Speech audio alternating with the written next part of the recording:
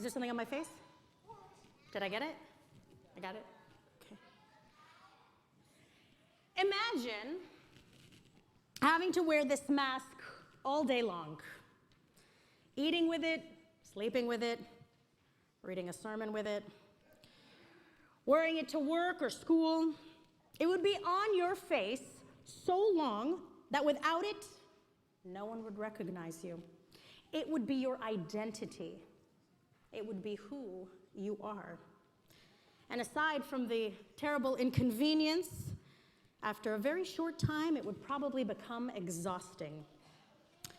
And you would lose yourself and become whatever this mask represents. This was the struggle of Queen Esther. This is the struggle that Queen Esther bore for so long.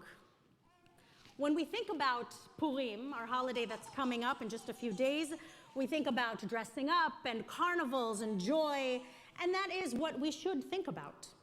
It's a holiday of joy, chaos, and embracing the disorder so we can return to order and stability for the rest of the year.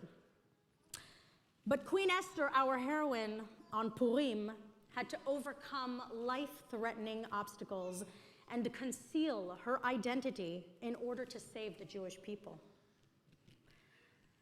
Esther was an orphan that was raised by her uncle Mordechai, and when hardship struck for the Jews in the land of Shushan, which is modern-day Iran, Mordechai asked for Esther's aid. An opening to become queen became available as the king of this land, Ahasuerus, had just, let's say, become available. When reading the story of Esther, there are many things that are left unsaid. The rabbis author creative midrash to help understand the story further with their own perspectives and understanding. Perhaps these voids were left out because it's difficult to read and to digest. Or maybe the reader is left to use their imagination. These are parts in Megillat Esther, the reading of the story of Esther, that make you realize that Esther's heroism came at a very high cost. We read of several moments where Mordechai pressures Esther to do her job diligently. And he doesn't just give her the old Jewish guilt trip that we sometimes joke about today. Esther is put in an ominous position, risking her own life to save that of the community, and also receives additional pressure from Mordechai to get the job done.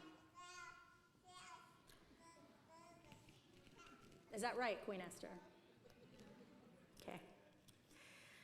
That part of the story doesn't sit well in our bellies, where Mordechai pressures Esther. It's a tough read as a part of our tradition. And in chapter 4, Mordechai says to her, "Do not imagine that you, of all Jews, Esther, will escape with your life by being in the king's palace. On the contrary, if you keep silent in this crisis, relief and deliverance will come to the Jews from another quarter, while you and your father's house will perish. And who knows, perhaps you have attained to royal position for such a crisis." Ouch. But to her credit, she quips back to Mordechai, "Go assemble all of the Jews that live in Shushan and fast in my behalf. Do not eat or drink for 3 days, night or day. I and my maidens will observe the same fast. Then I shall go to the king, though it is contrary to the law. And if I am to perish, I shall perish." She basically says, "I got this. You do your job, I'll do mine." And it's not for nothing that she's a prophetess, right along with our other 7 heroines, among them Miriam, Sarah, and Deborah. And we all know how the story ends. Esther saves the Jewish people, and today we all live another day to retell and play out this heroic narrative by dressing up, sharing in laughs, festivities, and eating oznei Haman, a triangle-shaped cookie, to remind us of this terrible time. But I'd like to go back to my mask for just a moment. Esther had to veil her identity for the duration of her life. She was shackled to the person she was pretending to be, unable to remove this symbolic mask. The name Esther comes from the Hebrew word lehastir, meaning to conceal or to hide. But that's not all. Esther had two names, Esther and Hadassah. Hadassah meaning a myrtle plant. And for those of you who don't interact with myrtle plants too often, myrtle is known to have a pleasant smell, but a bitter taste.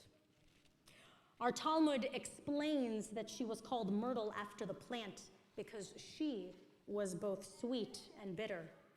She was sweet and righteous to her people and diverse or bitter to the wicked Haman and his dignitaries. Esther held many identities, those that were hidden inside of her soul, her essence, who she really was, and simultaneously her disguised identity in King Ahasuerus's court. Her names both reflect this duality. Esther is the hidden, and Hadassah is prominent both in her righteousness and in her bitterness. How, I ask, does one juggle so many identities at the same time? And which one, if any, did she feel that were authentically hers? This is such an important part of our story. Our tradition brings to light the complexity of this woman's life and the contradictory and divergent parts of her life. And I'm not sure that Esther was able to ever fully develop who she truly believes she was. She spent so much of her life behind this mask. And sadly, this kind of cloaking still exists today, and we see it all over the world, including in our very own country. If we turn for a moment to the news coming from modern-day Iran, where this story originally takes place, we see that some women who are literally trying to remove the coverings from their head, their hijab, as they see it as an infringement on their rights. These women can't fully be themselves and express their identities, as the hijab for so many of them is a symbol of their oppression. And some see it as a religious practice, and others feel inhibited. Assistant professor of Persian literature at the University of Pennsylvania, Fatemeh Shams, says that this is a revolutionary act.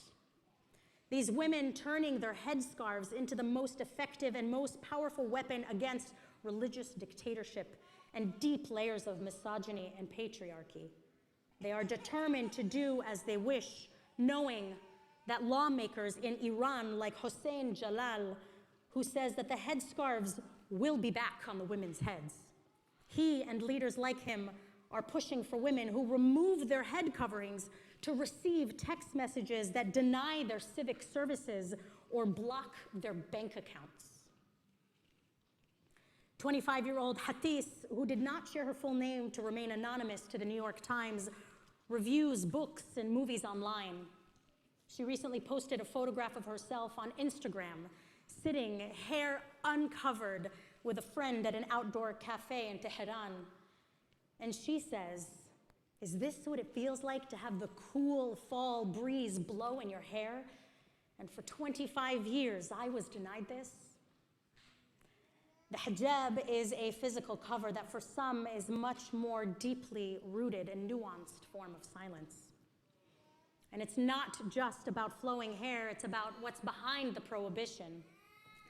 Just 1,200 miles away from Iran, we go to Tel Aviv, where a group of women wearing long red capes and white bonnets from the book and recent television series Handmaid's Tale encircled Dizengoff Square last week.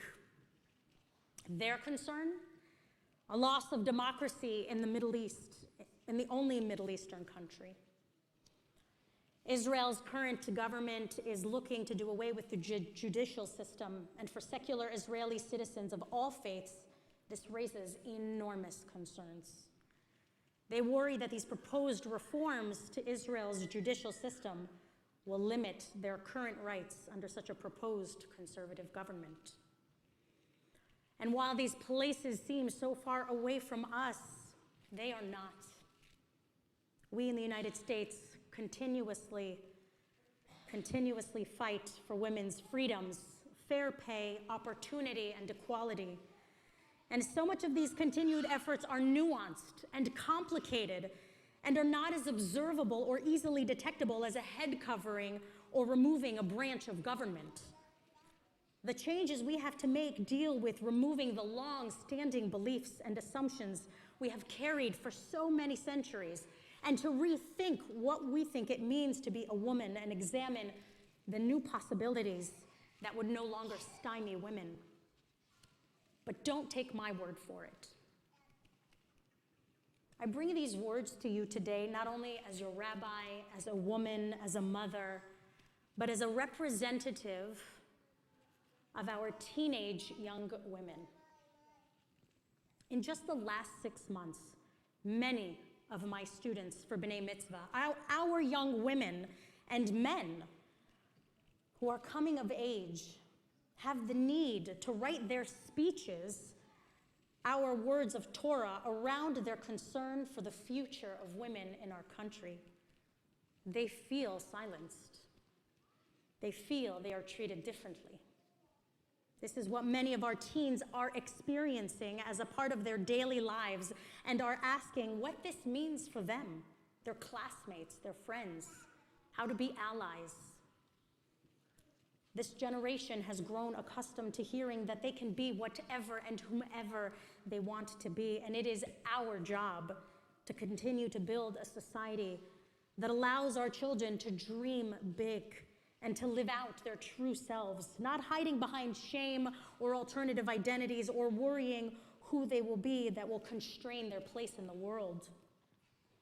Let us embrace the important freedoms that we do have and ensure that just like the Shalom Rav, we seek Shalom and we continue the work of building a strong and supportive and loving community for our children in the future.